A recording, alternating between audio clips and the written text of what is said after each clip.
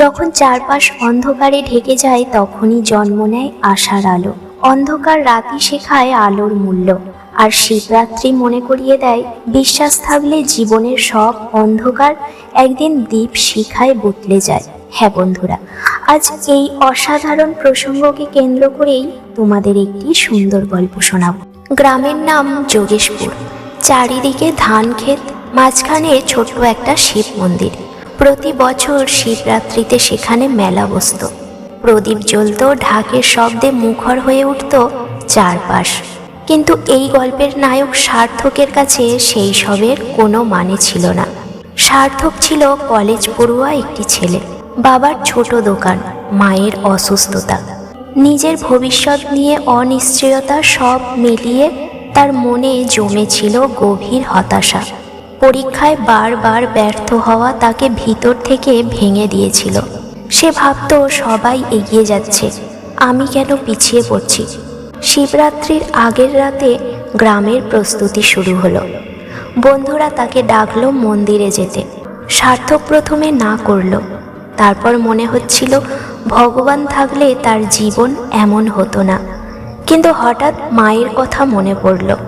মা বলতেন, বিপদের সময় একবার হলেও শিবের কাছে মন খুলে বলিস।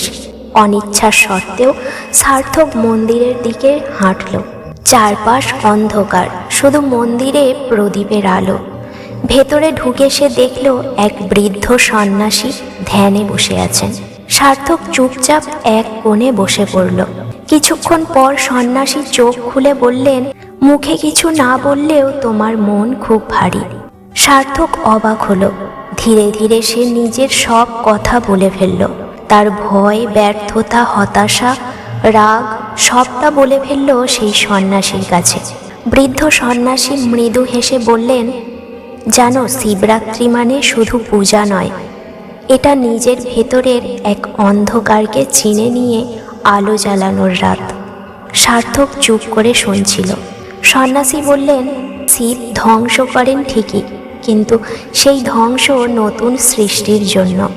তোমার ব্যর্থতাগুলোও ঠিক তেমনই, এগুলো শেষ নয়, শুরু। সার্থক নিচু গলায় বলল, কিন্তু আমি তো বারবার হেরে যাচ্ছি। সন্ন্যাসী শান্তস্বরে উত্তর দিলেন, হার তখনই হয় যখন তুমি উঠে দাঁড়াতে অস্বীকার করো। চেষ্টা চালিয়ে গেলে প্রতিটি পড়ে যাওয়া তোমাকে শক্ত করে। তারপর তিনি মন্দিরের শিবলিঙ্গের দিকে ইশারা করে বললেন, এই লিঙ্গ স্থির, ঝড় আসুক, বৃষ্টি হোক, ও নড়ে না। মানুষকেও তেমন হতে হয়। বাইরের পরিস্থিতি বদলাতে না পারলেও নিজের ভেতরে স্থিরতা গড়ে তোলা যায়। সেই মুহূর্তে সার্থকের বুকের ভেতর কিছু একটা নড়ে উঠল। সে চোখ বন্ধ করে মনে মনে বলল, আমি আবার শুরু করব। সেদিন রাতেই সার্থক সিদ্ধান্ত নিল, আর সে পালাবে না। পরের দিন থেকে সে নতুন রুটিন বানালো। সকালে পড়াশোনা, বিকেলে বাবার দোকানে সাহায্য, আর রাতে রিভিশন করবে। প্রথম দিকে কঠিন লাগতো, মাঝে মাঝে আবার হতাশা আসত, কিন্তু এবার সে থামেনি। মাস পেরোলো, 1 বছর কেটে গেল। সার্থক পরীক্ষায় ভালো ফল করল, স্কলারশিপ পেল, মায়ের চিকিৎসা ঠিকমতো শুরু হলো, বাবার দোকানও একটু বড় হলো। কিন্তু সবচেয়ে বড় পরিবর্তন হলো সার্থক নিজেকে বিশ্বাস করতে শিখল। পরে শিবরাত্রিতে সে আবার মন্দিরে গেল। প্রদীপ জ্বালিয়ে চোখ বন্ধ করে শুধু একটাই কথা বলল, ধন্যবাদ আমাকে শক্ত হতে শেখানোর জন্য। বন্ধুরা, শিবরাত্রির থেকে শিক্ষণীয় 3টি কথা আমাদের সর্বদাই মনে রাখা প্রয়োজন। প্রথমত, ধ্বংস মানেই শেষ নয়, নতুন করে শুরু। অন্ধকার রাতের পরেই আসে আলো। দ্বিতীয়ত, পরিস্থিতি নয়, মন বদলালেই জীবন বদলায়। বিশ্বাস আর পরিশ্রম একসাথে থাকলে অসম্ভব কিছু নেই। তৃতীয়ত, বারবার পড়ে গেলেও উঠে দাঁড়াতে পারলেই সত্যিকারের জয় আসে।